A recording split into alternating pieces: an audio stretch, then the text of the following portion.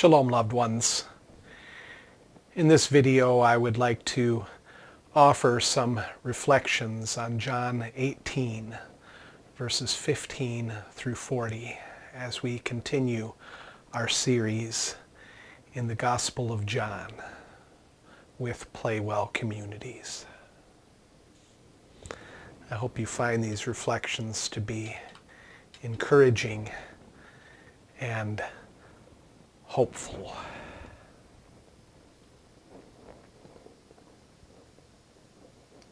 Who am I? Who am I? That is the question we face every day, whether we realize it or not. In Western culture, it's common to seek an answer to this question through the lenses of our work, our possessions, or our relationships. I, for example, am a minister. I am a homeowner. I am a husband and father. This is who I understand myself to be. But who am I apart from my work, my possessions, and my relationships? How easy it is for me to base my sense of self-worth on what I accomplish, the kind of living I can acquire, and my standing in relation to others. The problem with measuring yourself by these standards is that you will spend your whole life chasing after an understanding of yourself that will always elude you. There is always one more success to add to your accomplishments. There's always a higher standard of living to attain. There are always more people to impress and please. It's a recipe for burnout, if ever there was one. Living like this leaves your heart exhausted and your soul in fragments. You come to the end of your days unable to answer the very question we all face every day. Who am I? In John 18, Peter faced this question 3 times, while Jesus faced the same question also 3 times, from Annas, Caiaphas, and Pilate. Who are you? Who are you? Who are you? Everyone wanted to know. The entire chapter goes back and forth between the way Jesus responds to this question and how Peter responds. Early in the chapter, when Jesus is in the garden, the soldiers say they are looking for Jesus of Nazareth, and Jesus responds by saying, "I am." This occurs twice in that scene, followed by Peter's attack of the servant. In a similar way, while Jesus is being questioned by Annas and Caiaphas, Peter is asked who he is, and he responds twice with the words, "I am not," followed by a third denial. There's a parallel here between Jesus and Peter. While Jesus says, "I am," twice in the garden, Peter says, "I am not," twice in the courtyard. While Jesus feels no need to attack his detractors nor defend himself to his accusers, Peter goes on the attack and defends himself by concealing his identification with Jesus. Essentially, Jesus' inner strength holds up under the weight of accusation, whereas Peter's sense of self completely collapses under the same weight. The question that interests me most in this is how we can be more like Jesus when it seems like the world around us is always making demands of us, calling us to betray who we really are, who we are called by God to be. Jesus himself tells us how we can hold on to that deep inner sense of truth in the prayer that he offers right before the encounter in the garden. At the end of his prayer in chapter 17, we read that he knows himself because he knows his Father. And it's because he knows his Father that he can make the Father known to us, so that the love the Father has for him will be in us. Notice here that it is only in the light of love that we can remain in touch with who we are, deep in the core of our entire being. Jesus knew who he was as the beloved Son of the Father, and it was out of that unshakable knowing that he longed for us to know firsthand what he had always known, the love of God that defines who we are and enables us to live just as we are, fully human and fully loved, just like Jesus lived. This is why our PlayWell midday prayer liturgy includes a confession about our core identity that we are encouraged to embody each and every day. When asked, "Who am I?"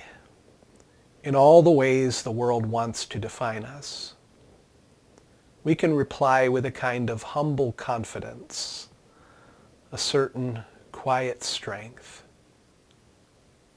I believe that I am God's beloved child. I am learning to let God's love fill my heart, to let it shape my life, so I may be just who God has made me to be. Nothing more and nothing less. That I may abide in love and share God's love with all that I am. I invite you now to take a moment of silence and just let that message sink in.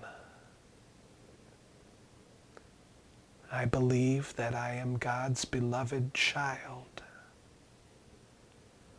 I am learning to let God's love fill my heart, to let it shape my life, so I may be just who God has made me to be. Nothing more and nothing less. That I may abide in love and share God's love with all that I am. Who am I? I am God's beloved child. When we know this deep within, as Jesus knew his own belovedness, we are able to respond like Jesus to the challenges of life with humble confidence. I am. Instead of succumbing like Peter in a kind of cowering denial, I am not. When we honor our belovedness, we do not need to go on the attack. nor do we need to go into hiding. We are living in a time when so many people feel either driven to attack or to hide in fear. So many people are either afraid to speak what they know to be true, or when they do speak or act, it doesn't spring from a heart that is secure in God's love. Instead, they embody the way of violence. In hiding, they do violence to themselves. In lashing out, they do violence to others, whether in word or deed. You can always tell when a person is not living out of the center of their own belovedness by the violence they internalize or express in word or deed. Let me say that again. You can always tell when a person is not living out of the center of their own belovedness by the violence they internalize or express in word or deed. Now, the only way out of this violence, this fundamental denial and desecration of our humanity, is to affirm our inherent belovedness again and again, day by day, moment by moment. It's to lay to rest all our restless grasping to make something of ourselves, as if we need to prove somehow that we are worthy of being loved by chasing after success, wealth, popularity, or even our own ideas of what righteousness looks like. To live out of the center of one's belovedness is to be in touch with the truth of who you are. This is what Jesus knew that Pilate couldn't know. This is ultimately what Peter also didn't know yet. It's what would be shown to Peter later, though, how to live in love and stay true to that love, come what may. This is what Jesus showed us all the way to the very end. It was because he was secure in God's love, secure in his understanding of who he was and what he was sent to do, that he could absorb all the violence of the world to show us, by the way of the cross, the self-giving love of God for all, including those who would try to strip us of our own intrinsic belovedness. But nothing and no one can take that away from us. Nothing and no one can come between the love of God and you as your naked self. That is what Jesus revealed to us on the cross. So, dearly beloved, may you let yourself be loved by God through and through, just as you are. May we lay to rest all the ways we try to earn that love, as if we somehow need to prove that we are worthy of it.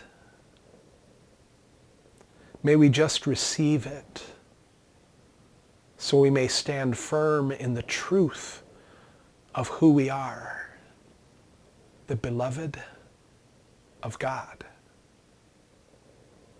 May we be freed from feeling like we need to go on the attack, and freed also from the fear that causes us to hide.